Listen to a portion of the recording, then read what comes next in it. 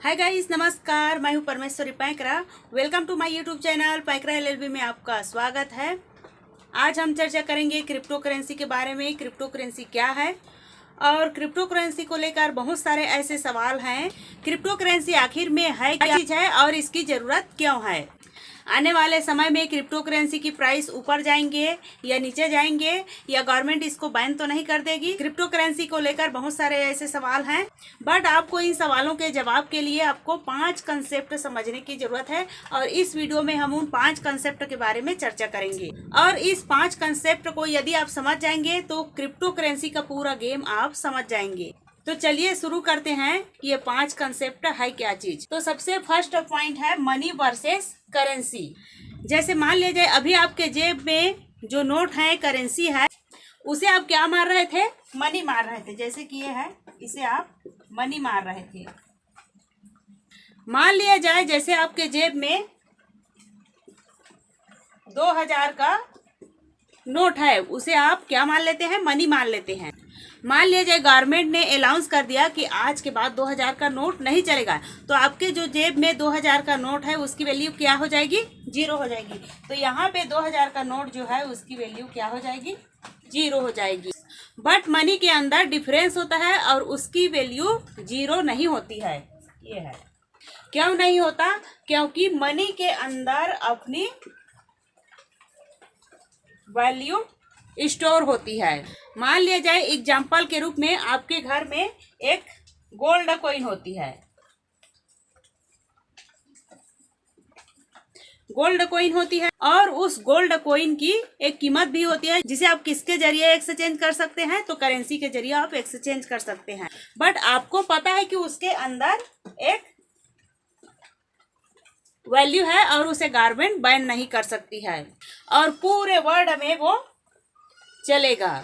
Currency हो सकता है किसी कंट्री के किसी कंट्री में एक्सेप्टेबल ना हो, तो आपको इसके लिए क्या करना पड़ेगा? पहले आपको तो यूएसडी में कन्वर्ट करना पड़ेगा, फिर लेना पड़ेगा। बड़े झंझट की बात है। बट गोल्ड जैसे चीज और सिल्वर जैसे चीज जिसके अंदर वैल्यू होती है और वो हर जगह चलती है, इसलिए आपको समझना पड़ेगा कि मनी और करेंसी में डिफरेंस होता है। क्योंकि करेंसी को मैनिपुलेट किया जा सकता है क्योंकि उसे गवर्नमेंट रेगुलेट करती है, बट मैनिपुलेट भी करती है। अभी आपको बताऊंगी कैसे और क्यों होती है। बट करेंसी जितनी चाहे उतनी छापी जा सकती है, बट मनी जितनी चाहे उतनी अपनी मर्जी से घर में बैठकर नहीं छाप सकते हैं। और घर में बैठकर तो गोल्ड कॉइन भी नहीं छापा जा सकता है और घर में बैठकर करेंसी भी जितनी चाहे उतनी नहीं छाप सकते हैं। कहने का मतलब ये है कि गवर्नमेंट करेंसी को जितनी चाहे अपनी मर्जी से प्रिंट कर ले, बट गोल्ड कॉइन कहाँ से लाएगी? उसके लिए तो उसे माइनिंग करना ही पड़ेगा। उसके लिमिटेड रिसोर्स हैं और ये कॉन्सेप्ट आपको समझ में आ गया होगा। अब आगे बढ़ते हैं सेकंड कॉन्सेप्ट की ओर।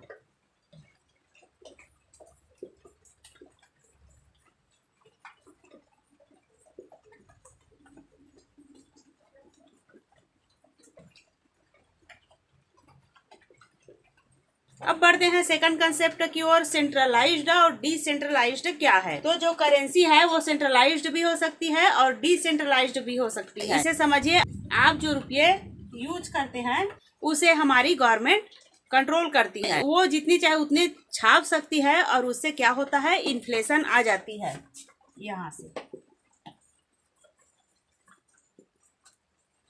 और इन्फ्लेशन, महंगाई बढ़ने का सबसे कारण यही है कि गवर्नमेंट जितनी चाहे उतनी प्रिंट कर सकता है। क्योंकि वो गवर्नमेंट के हाथ में है, इसलिए उसे सेंट्रलाइज्ड कहते हैं। अब डिसेंट्रलाइज्ड का मतलब क्या है? तो इसे गवर्नमेंट जो है वो कंट्रोल नहीं करती है। जैसे एग्जाम्पल के रूप में बिटकॉइन है। क्योंकि बिटकॉइन को कोई भी गवर्नमेंट कंट्रोल नहीं करती है और जितनी चाहे उतनी नहीं छाप सकते हैं और ना ही बिटकॉइन बन सकते हैं। उसकी एक लिमिटेड रिसोर्स है, लिमिटेड सप्लाई है। क्योंकि लिमिटेड सप्लाई है तो उसके अंदर एक वैल्यू स्टोर होती है और वो लिमिटेड है, तो लोग कहते हैं कि एज अ गोल्ड भी लिमिटेड है और बिटकॉइन भी लिमिटेड है। तो आने वाले समय में लोग कहते हैं कि बिटकॉइन के पैसे बढ़ेंगे। क्यों? क्योंकि गवर्नमेंट उसे मैनिपुलेट नहीं कर रही है, कोई उसमें रेगुलेशंस नहीं है। आपको एक बहुत बड़ा फर्क मैं बताती हूँ। जैसे कि जस्ट गूगल अबाउट चाइना। तो चाइना ने एक बार अपनी करेंसी को गिरा दिया था, और अपनी करेंसी को गिरा दिया था तो आपको लगता होगा कि उनकी करेंसी पे उसे बहुत बड़ा प्रभाव पड़ा होगा। बट जो करेंसी होती है वो आपस में बहुत बड़ी इंटरकनेक्टेड होती है। तो उन्होंने गिराया अपनी करेंसी को, लेकिन इफेक्ट कहाँ पर पड़ा? यूएस को। उसके बाद यूएस के स्टॉक मार्केट में क्या आ गया? बहुत बड़ा इफेक्ट आ गया, जो कि अब क्योंकि गारमेंट अपनी करेंसी को मैनिपुलेट कर देती है तो उसे पूरे वर्ल्ड में उससे खतरा है। इसलिए कहते हैं necessity is the mother of Nations. अब डिसेंट्रलाइज्ड करेंसी जिसे हम क्रिप्टो कहते हैं। अब आप कहेंगे क्रिप्टो करेंसी के अंदर कई सारे छोटी छोटी क्या है करेंसी है जिसे आप रेगुलेट कर सकते हैं। जैसे एग्जांपल के रूप में डाक कॉइन है। अगर अब ये छोटा कॉइन है, लेकिन अब डाक कॉइन भी छोटा कॉइन नहीं रहा। अब बट इसमें कोई बड़ा प्लेयर आ जाए जैसे बिग बुल। अब बिग बुल आ जाए तो उसके अंदर आप क्या कर सकते हैं? जैसे एलन मस्क ने क्या किया, जब चाहे तब गिरा दिया और जब चाहे तब बढ़ा दिया, क्योंकि मार्केट का साइज अभी बहुत छोटा है। जब मार्केट का साइज बढ़ेगा तो एग्जाम्पल के तौर में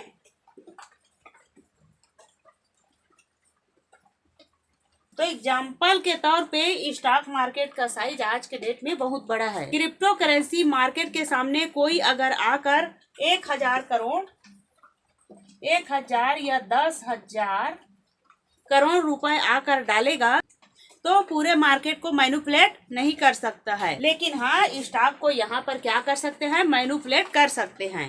अब आते हैं तीसरा कॉन्सेप्ट में।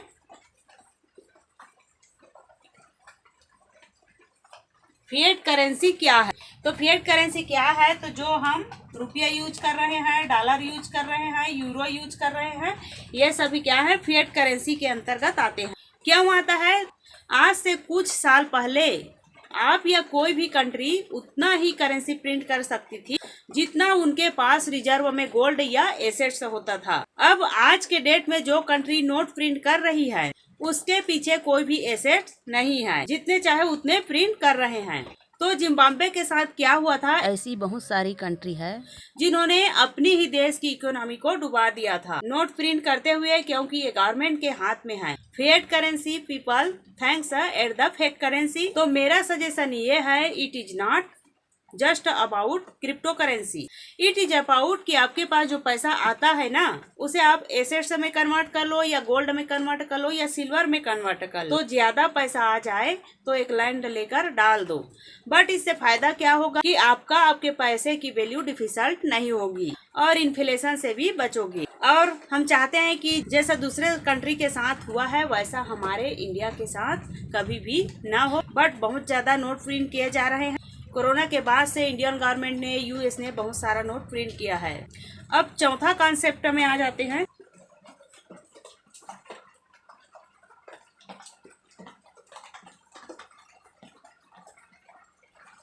अब चौथा कॉन्सेप्ट में आ जाते हैं, डिजिटल वर्सेस फिजिकल करेंसी क्या है। तो आज से कुछ साल पहले लोगों को पेटीएम पर भरोसा नहीं था।